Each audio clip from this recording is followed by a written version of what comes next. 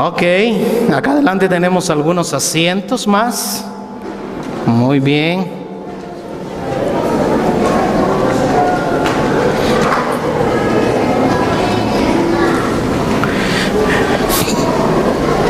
Una de las cosas tristes que había escuchado yo hace algún tiempo era en la presidencia del señor Bill Clinton.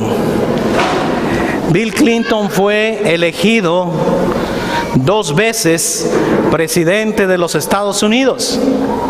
Para llegar a ser presidente de los Estados Unidos, donde hay 350 millones de personas, el país más poderoso del mundo, y ser reelegido, necesita tener ciertos elementos de capacidad y de liderazgo.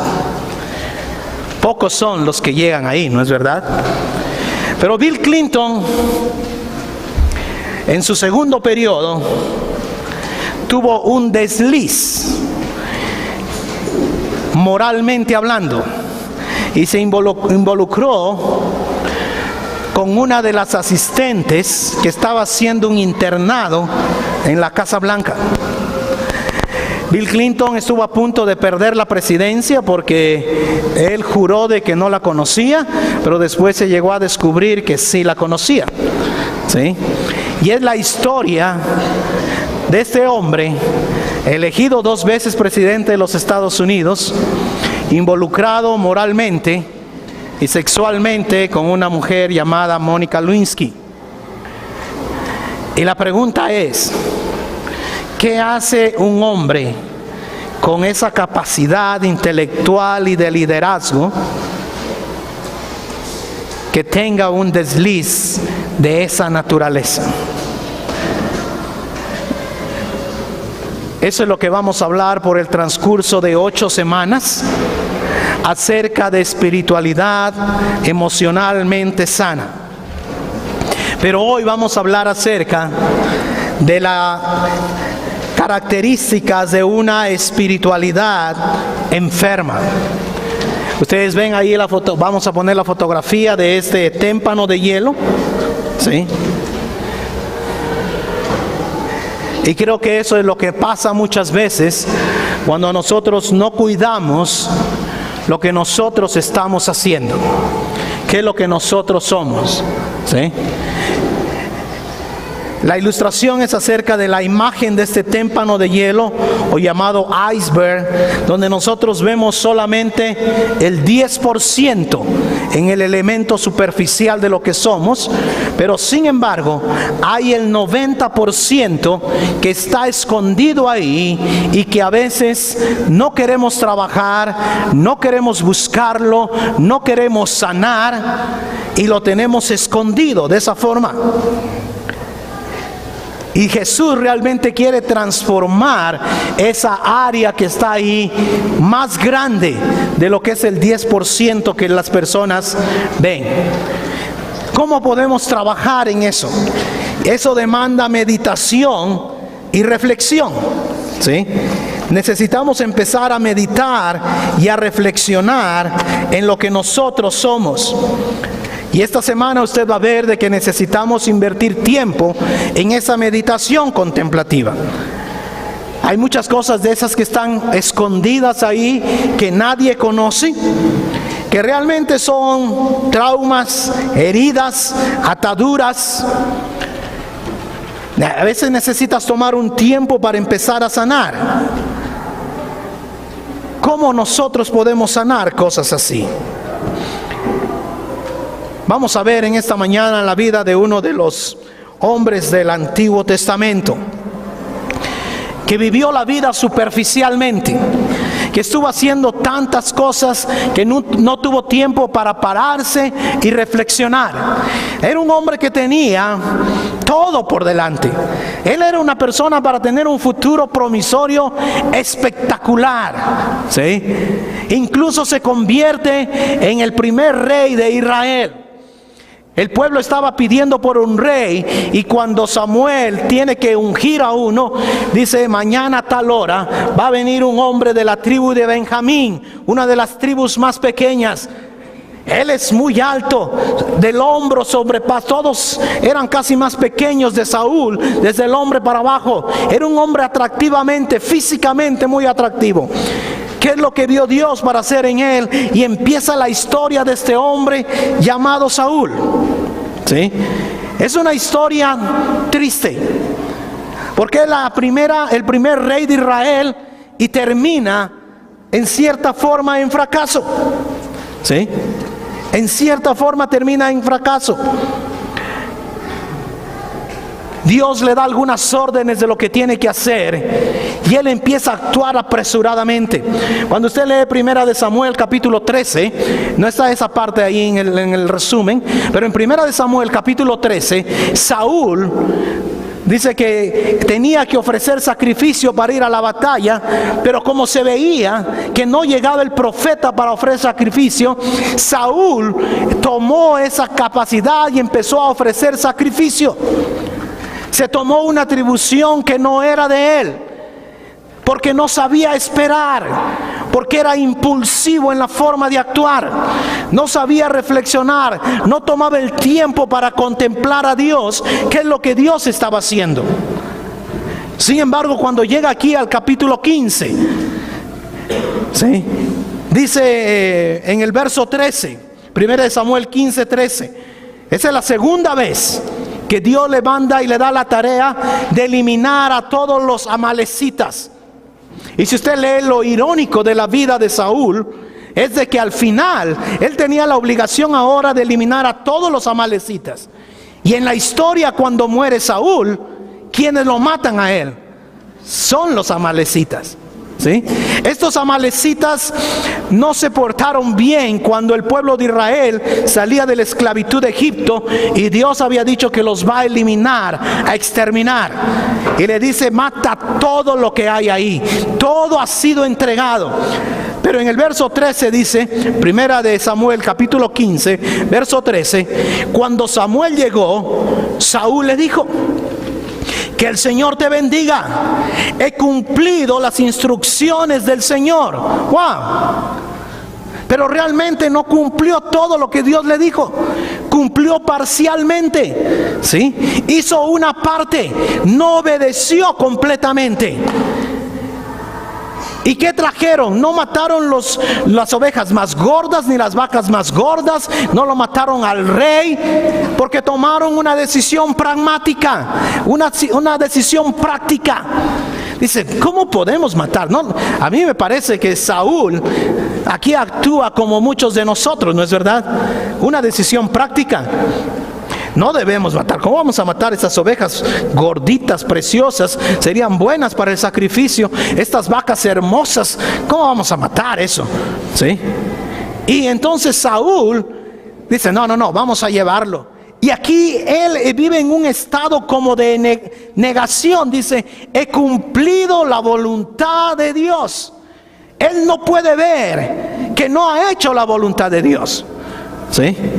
Dios le había dicho que elimine todo, y ahora cuando llega Samuel, Saúl dice: bendiciones, he obedecido, he cumplido las instrucciones del Señor. Y Samuel le dice en el verso 14: ¿qué significan esos balidos de ovejas que me parece oír? Le reclamó Samuel: ¿y cómo es que oigo mugidos de vaca? Son las que nuestras tropas trajeron del país de Amalek, respondió Saúl. Dejaron con vida las mejores ovejas y vacas para ofrecerlas al Señor tu Dios, pero todo lo demás lo destruimos. ¡Wow! Saúl estaba manejándose solo en lo que se ve arriba. Yo quiero aparentar de que estoy bien, pero abajo hay un elemento que no le permite obedecer, ¿sí? Que no permite ser. Quizás se parece mucho a algunos de nosotros que vamos a la iglesia todos los domingos, ¿sí? Pero realmente no tenemos una espiritualidad total, sana. Tenemos una espiritualidad emocionalmente enferma, porque no integramos tanto la vida emocional como la vida contemplativa. ¿Sí? Saúl nunca deja a Dios conocerlo abajo. Existe un elemento de pretender de Saúl. Wow, Dios, Samuel, yo he obedecido. ¿Sí? Y vamos a ver esta mañana 3 características. La primera están en sus boletines, puede ver ahí.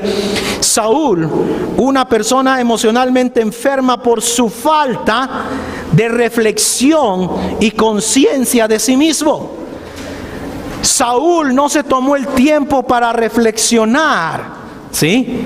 Para analizar su reflexión y su conciencia de lo que él es. Por supuesto, Saúl está orando. Incluso dice que él profetizó anteriormente, ofreció sacrificios, pero realmente no tiene tiempo para hurgar lo que está debajo. Está preocupado de que el pueblo, el ejército que fue con él a conquistar, no lo vea como un tonto. Eso le importa más que lo que Dios diga. Y empieza a actuar de esa forma. Saúl empieza a basar sus decisiones en la necesidad de ser aprobado. Ahora, cuando usted lee, por ejemplo, en el verso 30, primera de Samuel 15:30 dice: he pecado, respondió Saúl, pero te pido que por ahora me sigas reconociendo ante los ancianos de mi pueblo y ante todo Israel. Regresa conmigo para adorar a Dios. ¿Qué es lo que dice Saúl? Saúl no le está importando ni lo que Dios piensa. A Saúl lo que le está importando es lo que el pueblo diga. ¿Sí se da cuenta? Él no está funcionando en obediencia porque quiere decir, Dios va a decir, este hombre va a ser fiel, este hombre ha sido fiel. Lo que Saúl está diciendo es: ok, Samuel, ya Dios me ha descartado, yo he pecado, pero por lo menos reconóceme delante de la gente quién soy yo. ¿Sí se da cuenta? Su decisión está basada en cómo él quiere la aprobación de todo. ¿Sí? Él quiere la aprobación, pero ese arrepentimiento no es total. Dice: he pecado. Saúl era inconsciente de que esto estaba pasando en su vida. Como que empieza a tratar de sobrevivir. Bueno, para solucionar el problema que desobedecí, ya Dios me ha descartado, y ahora ¿qué va a hacer? Y empiezan a salir un montón de cosas en su vida. ¿Sí? Y entonces Samuel le dice: Dios te ha descartado y ha escogido un hombre conforme a su corazón. Y cuando Saúl descubre quién es ese hombre, empieza a perseguirlo. Dice que trató de matarlo 6 veces, porque empezaron a nacer celos dentro de él. Empezó a nacer envidia dentro de él. Cuando David mató a Goliat y la gente cantaba, Saúl mató a miles y David a ¿cuántos? ¿Qué empezó a nacer debajo de la superficie de este témpano de hielo? Envidia, celos, pensamientos de homicidio contra David. 6 veces intentó él mismo matarlo con la lanza, y después hizo cosas para poner que David muere en el campo de batalla. Y como David no moría, entonces dijo: tráeme 200 cabezas de filisteos y te voy a dar mi hija. ¿Se da cuenta este hombre cómo empieza a degradarse? Porque hay elementos en su vida, celos, envidia, situaciones de no obediencia que empiezan a salir a flote, pero él no reconoce. ¿Sí? No toma el tiempo para reflexionar. ¿Sí? Ese asesino interno empieza a salir. Si usted estuviera quizás en un grupo pequeño, a lo mejor Saúl sería el líder, ¿no es cierto? Y solo está dependiendo de, wow, su aprobación, pero abajo hay celos, envidia y situaciones así. La espiritualidad de Saúl es muy superficial. No está poniendo atención verdaderamente en Dios. Muchos van a la iglesia y lo que quieren es aprobación, pero por dentro estamos sentados aquí, pero tenemos un montón de resentimientos, un montón de enojo, un montón de envidia. Somos como Saúl a veces. ¿Ha visto ese tipo de comportamiento? Hay mucho resentimiento hacia otras personas. Quizás dentro de esta iglesia, espero que no sea, pero los de aquí no se llevan con los de acá, ¿sí? Los celos de alguien en el trabajo o en la escuela. Usted ve que otro prospera y hace las cosas bien, y esto empieza a devorarle por dentro. Wow, ¿por qué fulano ahora ya pintó su casa y yo no puedo pintarla? En vez de decir y reconocer: Dios, realmente estoy celoso, y Señor, te traigo estos celos que tengo y que se han convertido en odio a veces contra una persona. Pero ¿sabe qué nos enseñaron? Nos enseñaron a pretender. Porque en la iglesia no hablamos así. Porque en la iglesia no somos así. Y entonces venimos aquí esta mañana y estamos cantando todas estas canciones preciosas que hemos cantado esta mañana, pero debajo de la superficie hay un montón de emociones que, en vez de decir: Señor, estoy luchando con envidia o con celos o con ira o con falta de perdón, y lo que hacemos es las reprimimos. Reprimimos estas cosas, y entonces acabamos actuando amablemente con otros. Acabamos siendo nice con otros, ¿no es verdad? ¡Wow! ¡Qué bendición que está aquí esta mañana! Pero adentro estamos que hervimos de todas esas cosas. Porque a veces tenemos una espiritualidad enferma. Pensamos que si Dios, y tratamos a Dios como si Él no supiera lo que está pasando adentro. O quizás usted sepa lo que es entregar su cuerpo a alguien sexualmente, o entrar en una relación por temor, y usted se dice a sí mismo: es mejor estar solo o sola, porque no quiero disgustar a nadie. Y quiere todo arreglarlo. Lo que ocurre es que vivimos en una apariencia sobre la superficie. No queremos trabajar adentro. ¿Cuál es la clave? Reflexión, ¿sí? Reflexión interna y tomar conciencia de mí mismo. Porque vivimos en un mundo acelerado. Usted empieza a ver la vida de Saúl y de David, y es totalmente diferente. Usted nunca lee que Saúl tomó un tiempo para componer una canción, ni para tocar el arpa. Pero David sí tomó un tiempo, me imagino, para tocar la arpa y cantar una canción. ¿Se ha dado cuenta de eso? Para reflexionar en Dios, para examinar dentro de... Y no es que David está ausente de pecado, pero toma el tiempo de reflexionar en sí mismo. Baja el acelerador, ¿sí? Para centrarse. Saúl estaba lleno de ilusiones. Quizás quería ser el rey más grande de todo Israel, pero siempre quiso presentarle a Dios un yo que no era verdadero. Porque a veces tenemos una teología mala. Solo queremos vivir en la superficie. No queremos tocar las áreas que están adentro, porque esas las reprimimos. No hablamos de eso. Cuando usted ve la vida de David, el mayor compositor de los salmos, una tercera parte de los salmos, lo he repetido ya hace unas 2 o 3 semanas, una tercera parte de los salmos son salmos de lamento, donde David expresa su corazón. Si son 150 salmos, 50 de ellos empiezan: oh Dios, ¿por qué prosperan los impíos? Oh Dios, ¿hasta cuándo voy a estar viviendo así, Señor? Pero al final David dice: Dios, tú estás en control. ¿Por qué nosotros a veces tenemos que vivir esta teología y no tenemos tiempo para reflexionar? Incluso a veces no tenemos tiempo ni para llorar. Porque nos dijeron: si un pariente tuyo y es cristiano muere, no tienes que llorar porque va a estar en el cielo. Pero es que lo extraño, tú no tienes que extrañarlo. Los cristianos no lloramos por eso.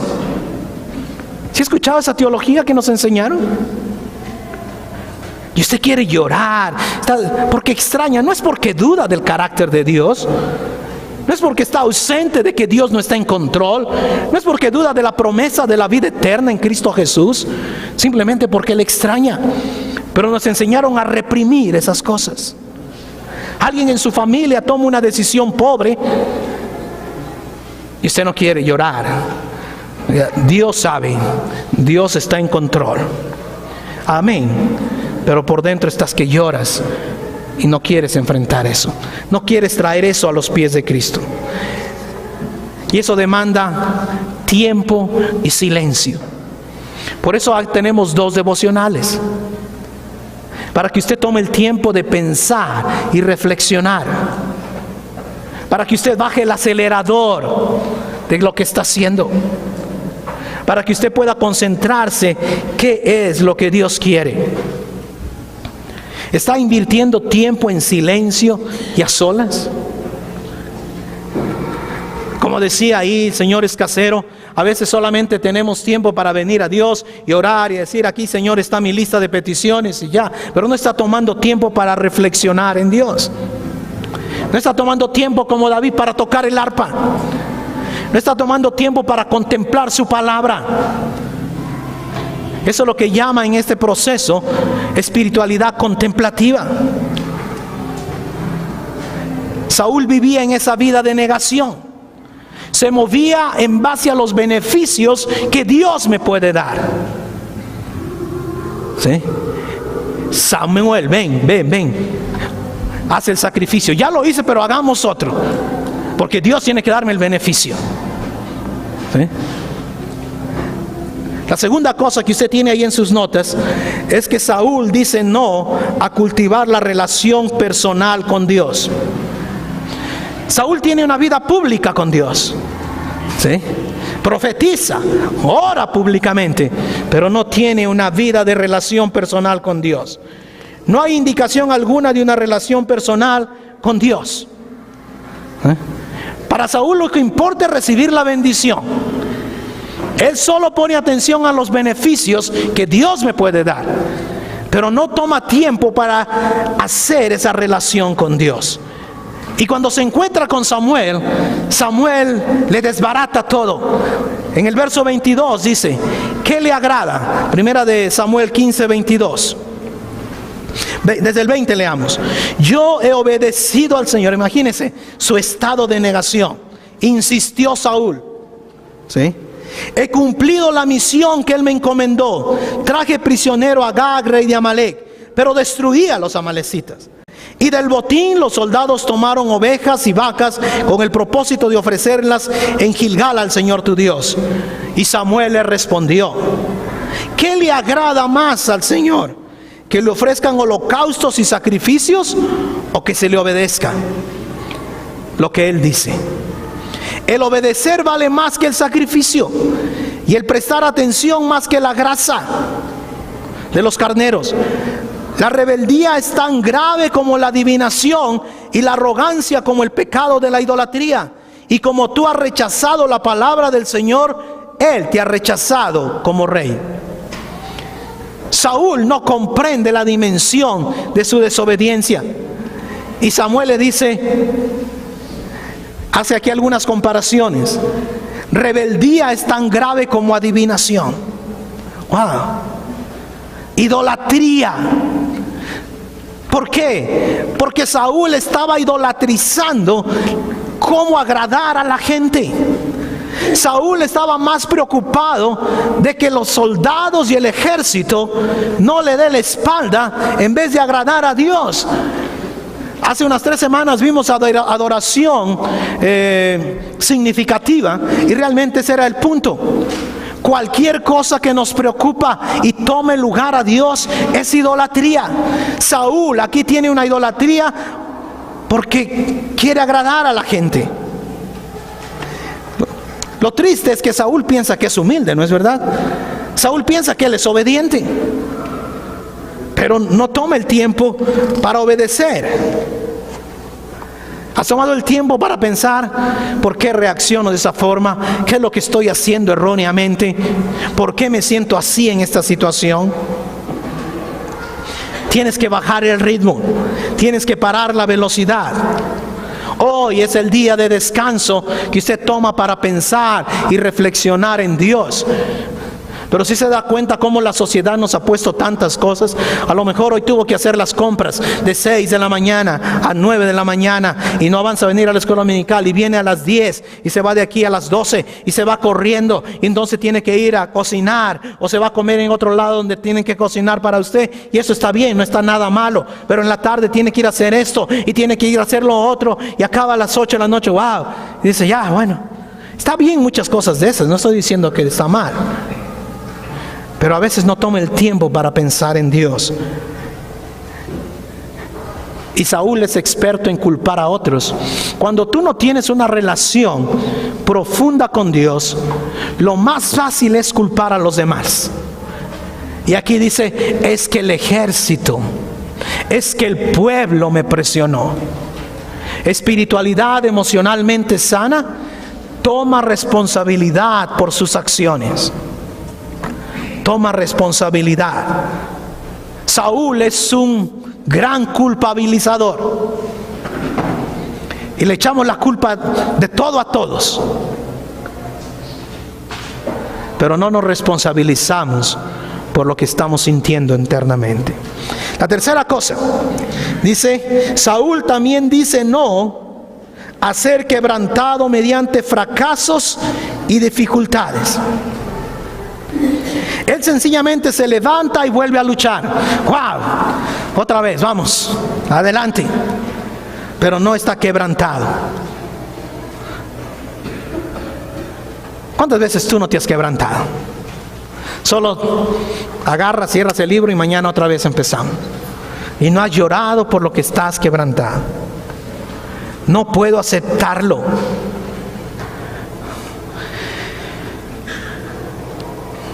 Vamos a buscar Hebreos 5:8.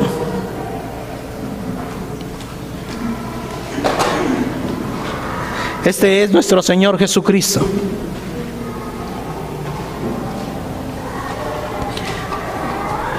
Aunque era hijo, mediante el sufrimiento, ¿qué pasó? Aprendió a obedecer. Mediante el sufrimiento, Él entendió y aprendió a obedecer. ¿Cuántos de nosotros somos quebrantados por las cosas que pasan? O simplemente decimos, yo niego este dolor, yo niego lo que estoy pasando y sigo viviendo solo en el 10% de la superficie. Muchos de nosotros somos así, porque no queremos ser quebrantados. Tenemos miedo al dolor, tenemos miedo a derramarnos delante del Señor. Jesús dice aquí que Él aprendió por medio del... Vivimos en una cultura que ha maldecido casi sufrimiento.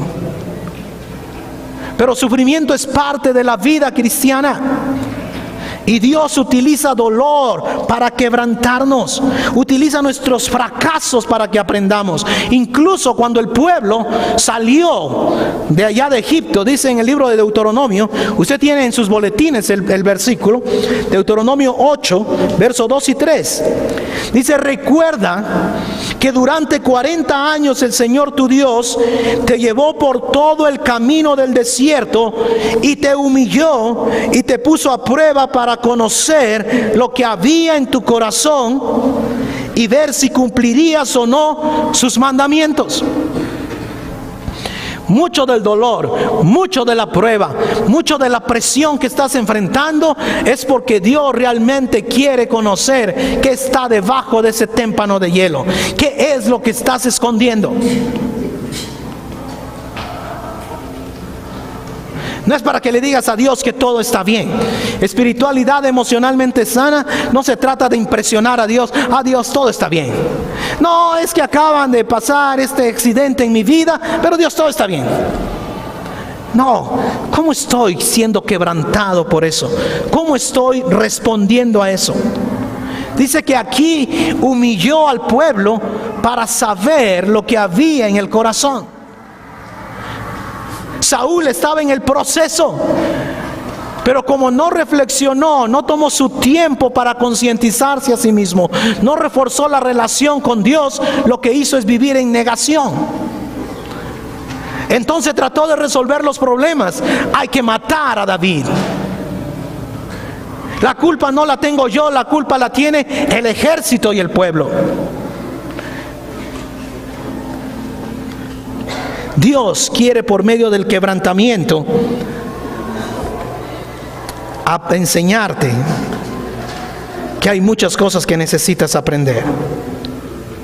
Saúl dice no a ser quebrantado porque no quiere quebrantarse.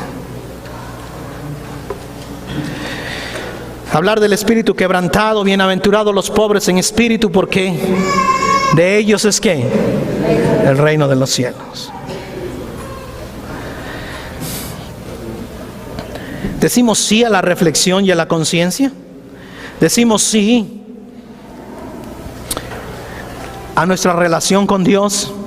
Decimos sí cuando tenemos un problema o algo así para quebrantarnos delante de Dios.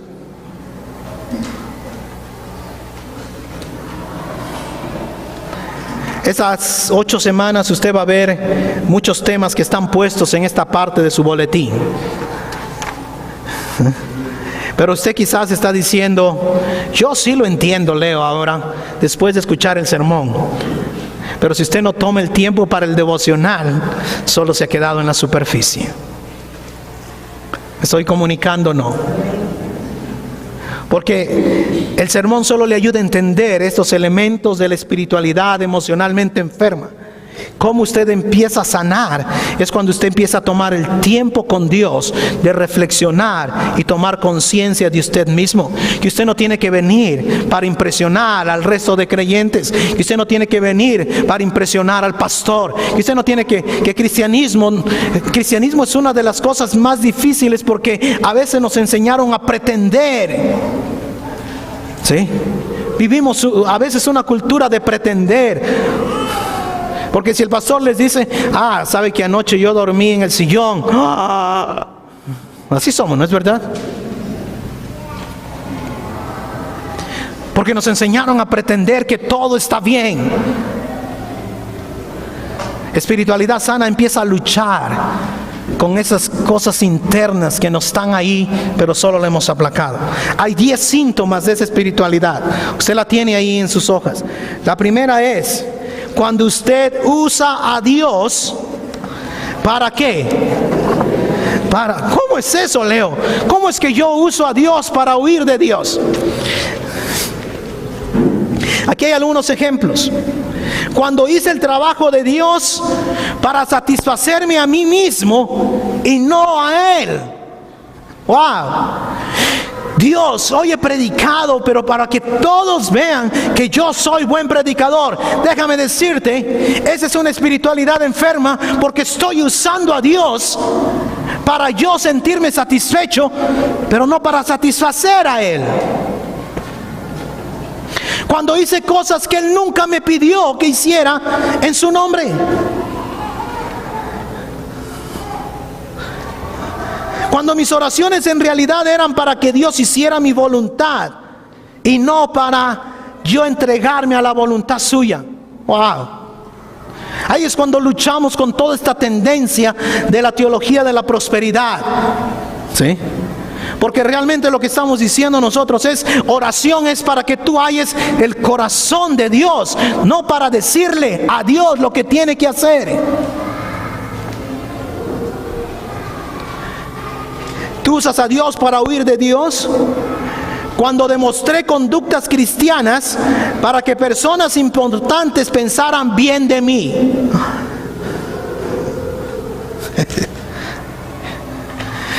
Gracias a Dios, aquí en Semilla no he visto todavía, pero en algunas iglesias dicen, siervo, ¿cómo está? ¿Sí escucharon eso?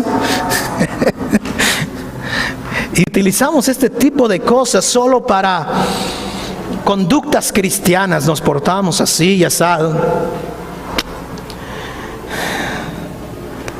Cuando me concentré en ciertos puntos teológicos que tenían más que ver con mis propios miedos y asuntos sin resolver, con mi preocupación de Dios.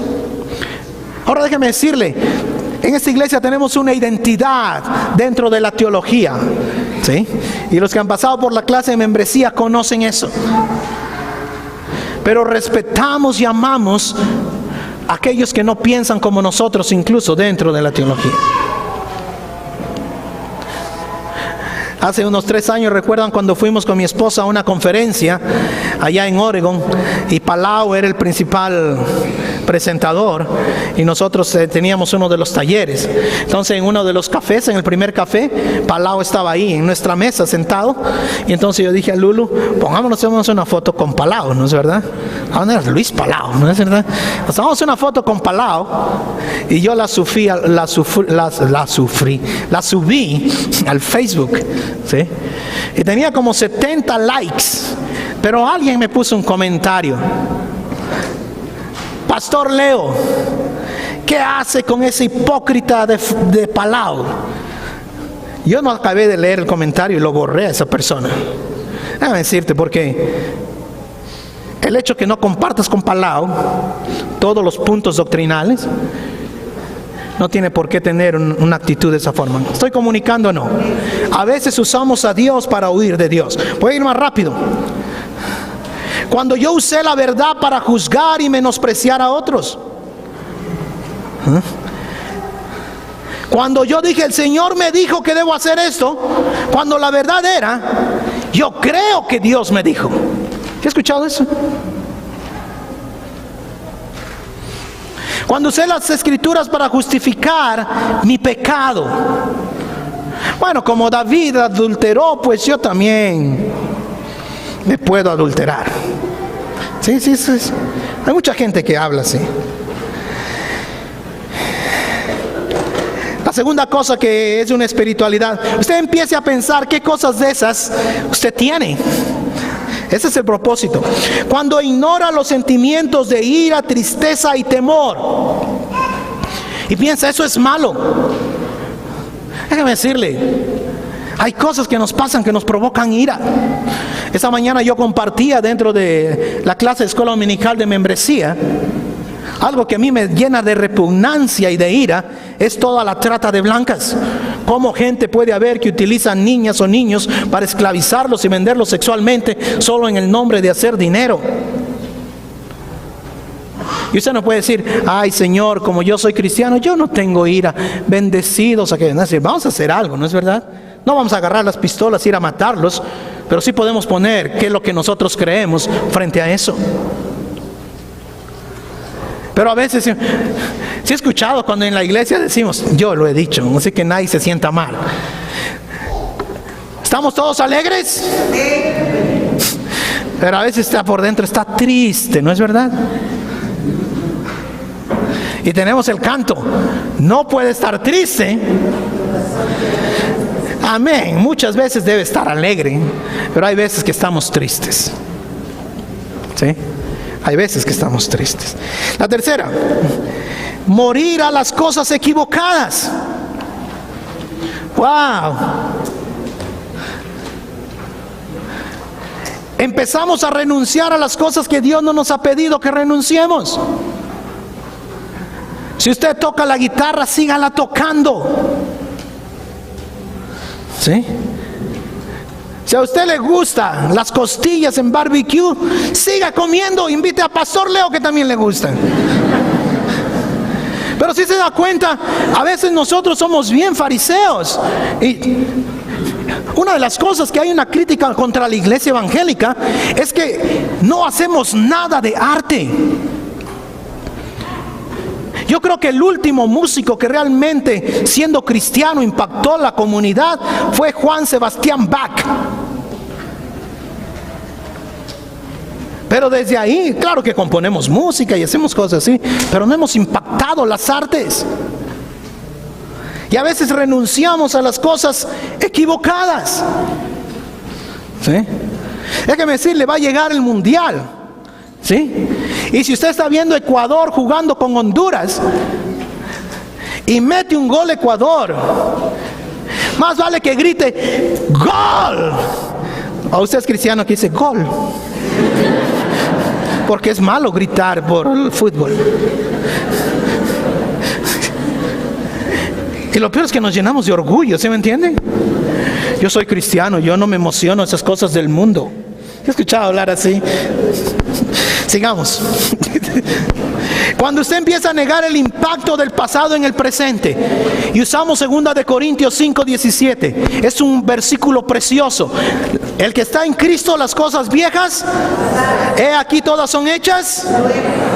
Déjeme decirle, pero como a usted lo criaron, impacta la vida. Si usted ha tenido malas experiencias en el pasado, impacta su vida hoy. Y necesita luchar con esas cosas. ¿Sí?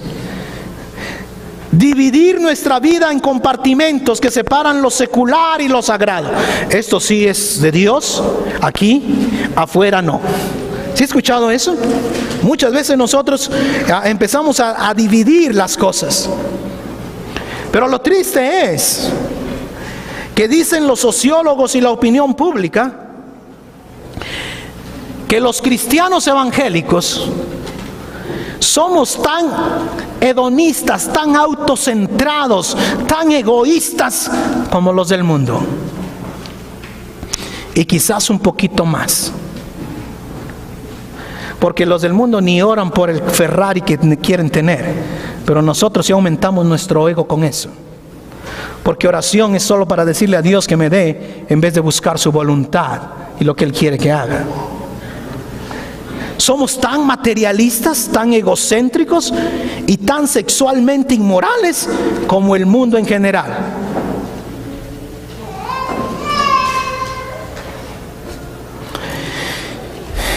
Número 6.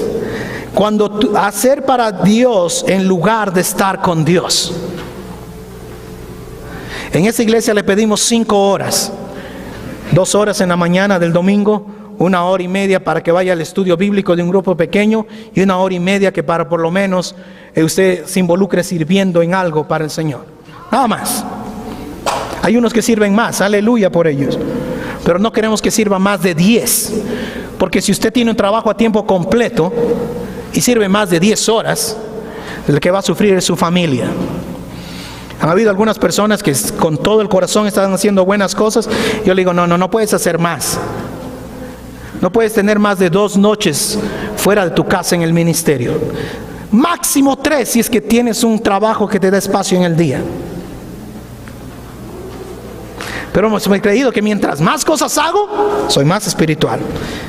Cuando espiritualiza los conflictos para evitar los conflictos. ¿Sí? Yo no voy a hacer nada en el nombre del Señor. Esto es un ataque del enemigo y yo no hago nada. Está por dentro con celos, con ira, con contienda. Y en vez de venir a Dios, decir, Dios, soy tan carnal que siento estas cosas, ayúdame. Entonces decimos, no, soy espiritual. Y espiritualiza las cosas. ¿Sí? Espiritualiza. Cuando encubre el quebranto, la debilidad y el fracaso. Eso hablamos, estamos en una iglesia que pretende. Cuando no tenemos límites, vivimos sin límites. ¿Sí? No sé cuándo debo parar. Hay cosas que usted debe parar. Hay un libro que ahora estoy recomendando mucho, es poniendo límites en el matrimonio, poniendo límites en su vida. Usted necesita empezar a poner límites. No puede vivir sin límites. Cuando usted empieza a juzgar la espiritualidad de otros. ¿Cuántos de nosotros hemos sido así o somos así? Yo quiero animarle para que al empezar esta travesía, si usted solo escucha los sermones y va al estudio bíblico, pero no hace el devocional, a lo mejor no va a lograr toda la eficiencia de esta campaña. Necesita empezar a reflexionar y a tener conciencia de usted mismo. ¿Quién soy yo? ¿Qué hago yo? ¿Cómo está quebrantándose delante de Dios? ¿Soy un ser humano que tiene fracasos y echa a perder las cosas? Pero el Evangelio de Jesús me dice que Él vivió y murió en mi favor y que por Él tengo justicia delante de Dios. David fue tan pecador como Saúl, pero David entendió la gracia y la misericordia. Lo que es maravilloso sobre el cristianismo es de que está basado en la gracia y en la misericordia. Porque si fuera por obras, ninguno de aquí tuviera los 2 ojos ni las 2 manos, ¿no es verdad? Salmo 51, 17 dice: el sacrificio que te agrada es un espíritu quebrantado. Tú, oh Dios, no desprecias al corazón quebrantado y arrepentido. Señor Jesús, vamos a tomar los elementos de la Santa Cena, que simboliza tu cuerpo y tu sangre. Y queremos arrepentirnos, porque muchos de nosotros tenemos una espiritualidad enferma. A veces queremos impresionarte, a veces vivimos en negación, a veces no tomamos el tiempo para pensar y reflexionar. Estamos tan preocupados de lo que la gente piense antes de lo que tú piensas. Estamos tan apresurados y corriendo que no te damos el tiempo a ti para que nos hables. Tenemos temor a ser quebrantados. Perdónanos porque hemos visto sufrimiento como un castigo en vez de como una bendición. Haz que nuestro corazón tenga un espíritu quebrantado. Quita, derrota, destruye, Señor, cualquier altivez en nuestro corazón. Y permítenos acercarnos a tu trono de gracia con humildad para recibir de ti.